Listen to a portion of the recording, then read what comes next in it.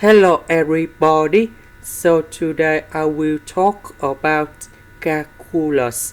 The topic today is about limit.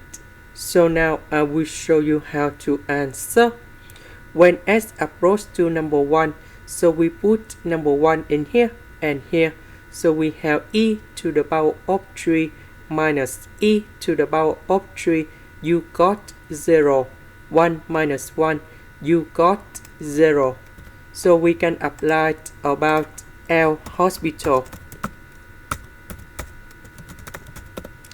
Next, we do first the derivative on numerator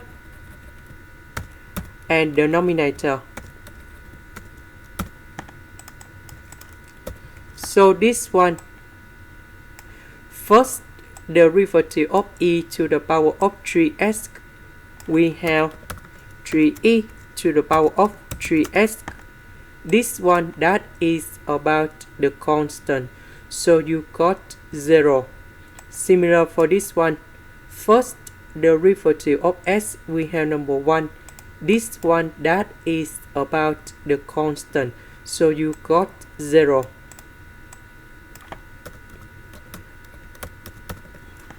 And now we put number 1 cone here. And we have the final answer. This is the end. Thank you for watching.